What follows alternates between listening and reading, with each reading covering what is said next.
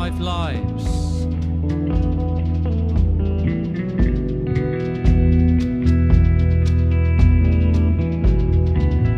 Glasgow lorry driver Terry McGarvey was suffering from the blood disorder polycythemia. He told his brother Charlie he was too ill to leave the house, but he was terrified the DWP would stop his benefits if he missed his Fit for Work meeting. Somehow, with his brother's help, he managed to get there, but he couldn't complete the assessment and had to be taken to hospital in an ambulance. He died the following day.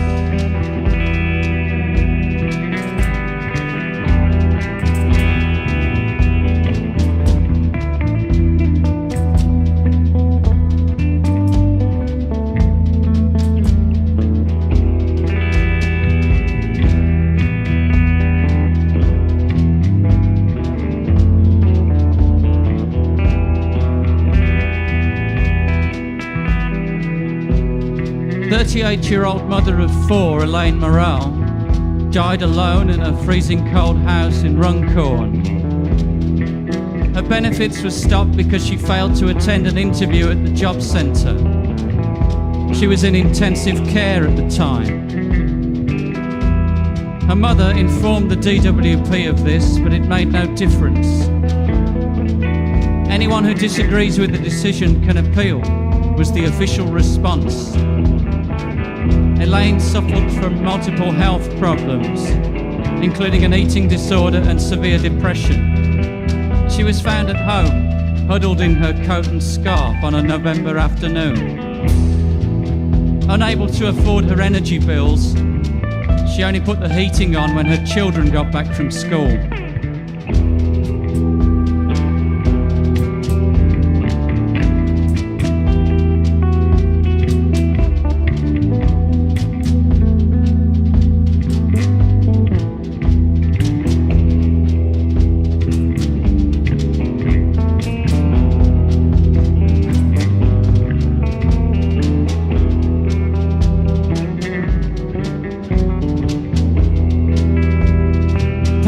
He was a talented writer and musician.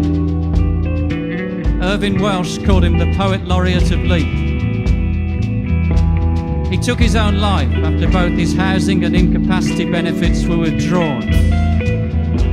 He had a serious heart condition and depression, but Atos officials ruled him fit for work.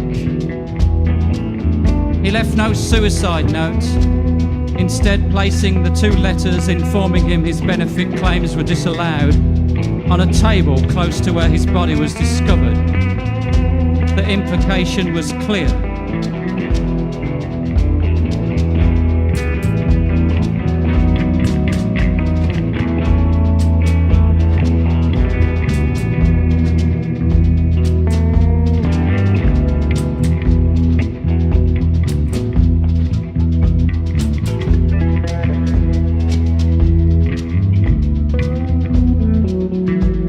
North London electrical engineer Lawrence Bond was suffering from the lung condition sarcoidosis. He was also living with diabetes, depression, anxiety, agoraphobia, high blood pressure and respiratory problems. He didn't need to be a doctor to see that he was seriously ill, and his own GP had no hesitation in signing him off sick.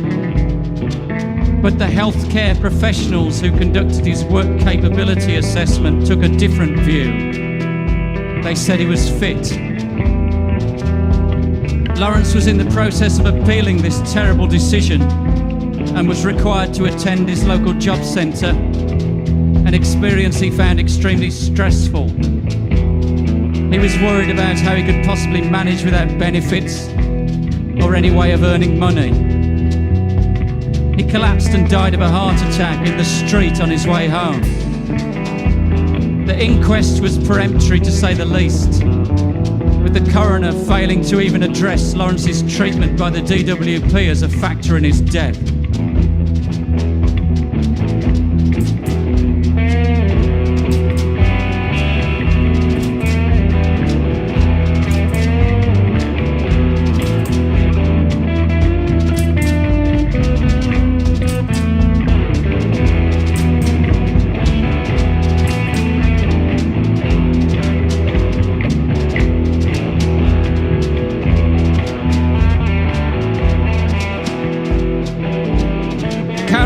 Sherlock was desperately ill.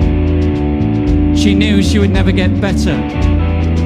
She was partially sighted, diabetic, anemic, asthmatic.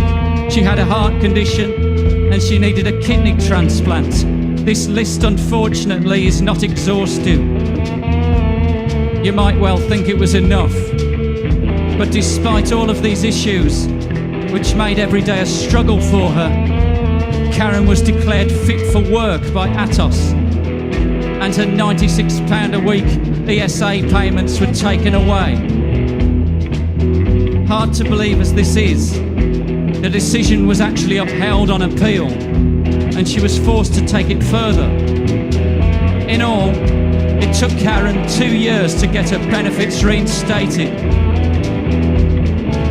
The stress of dealing with this, on top of her many health problems, inevitably took its toll.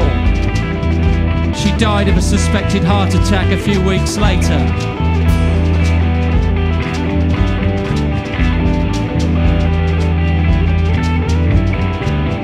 This is what Karen wrote in her final social media post shortly before her death.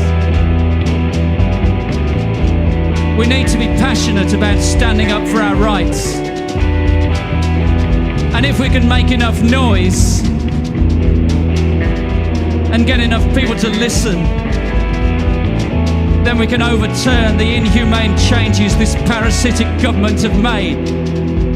If nothing else, we do still have hope and our rights on our side.